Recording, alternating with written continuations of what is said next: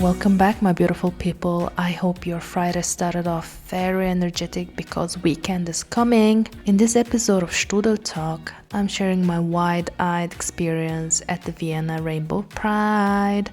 I chose this topic because next week on 14th of June, which is on Saturday, the famous Pride is back. If you've never been to a Pride parade in Vienna, you're missing something out, guys.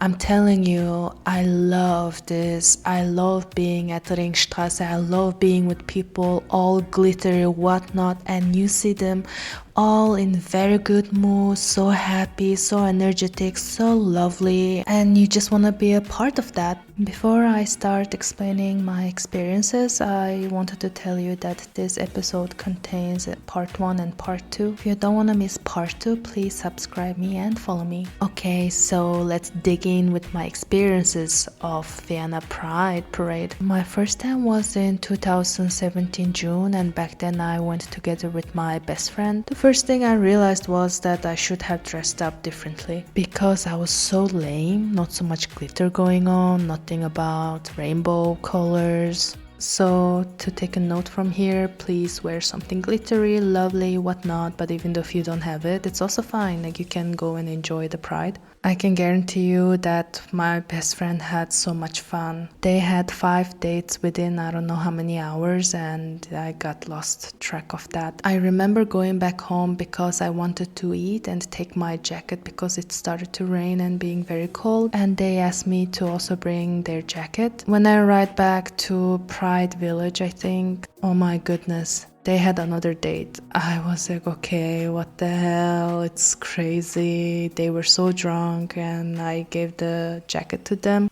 And afterwards we went to Marialta. This is one of the favorite bar in Vienna I used to go. And I think we stayed quite long and took tram back. I remember my best friend was so drunk and she started to, walking wobbly, whatnot. And at some point I saw her just sitting on the ground, so drunk, and I wish I could share pictures here, but yeah, of course not. So that was my 2017 experience. Now let's jump to 2018 after a year, and it was a bit different experience, I would say. It was way warmer day than the last years. My few friends went to the Pride earlier than me, and I decided to go a bit later. I don't know why the reason was. Anyway, my other friend was also late, so 2 of us decided to go to find my friends. When there's so many people gathered up in one place, the cell phone connection is very poor, but thankfully we found them. From there we decided to follow some trucks, and these trucks play songs, different kinds of songs. Sometimes they play techno, pop, whatever, very,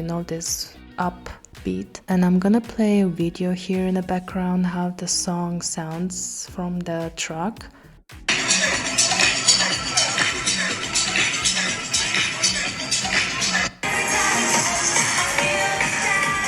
So now I found these videos when I was searching for pictures. Now you guys just travel back to 2018. But that year I decided to not to stay very long. Partially it was because very hot outside and I wanted to go home and just chill. As soon as I returned back to my dorm, I realized I was so hungry, and one thing I just wanted to eat was this spring rolls. I guess I was just craving for something very fatty. I'm so sure some of you already had this kind of experience that you start cooking when you are so drunk. Anyway, I think my 2018 Pride was successful. I really enjoyed being there, and also I really enjoyed the spring rolls. Before I want to go to next year's experience, I want to tell you guys, please hydrate in between. You will see now why I'm saying hydration is important. The day itself was such a hot day, guys. I thought I'm gonna die from heat shock. Thankfully, there were these places where had this water coming out, like this drizzling. I don't know how to say it. Well, I also don't know how to say it in Mongolian. So anyway, there were these stations and you can stand there and get cooled.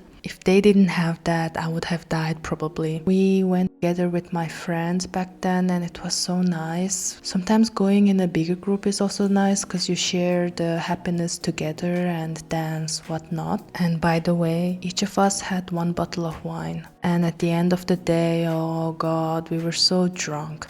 One thing I remember is that we went to Swing Kitchen at Schroedenplatz. We wanted to eat so bad because we got drunk, dehydrated, and wanted to also go to toilet. So Swing Kitchen is a burger place that is a plant-based, and they're so delicious, guys. I highly recommend that place if you want to go in Vienna. At that time, we were 3 of us, and we entered Swing Kitchen, and my friend just couldn't hold her piss, and she was like, "Oh, please order this, order that for me. I want to go to the toilet quickly."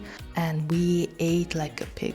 In the beginning, we were 5 of us when we started following the trucks, and we lost 2 of them. One had to go back home, I think she had to study or something, and the other one had to work. Poor friend of mine going to her work all drunk, glitter, and I was feeling kind of sad because we were all enjoying the time, but I was also happy for her because she was getting shmoney. And by the way, guys, this year I didn't forget to put glitter. I was all in nice glitter, makeup, very cool clothes. But of course, at the end of the day, those glitters were gone, and I was just drunk, miserable in my room, trying to, sleep.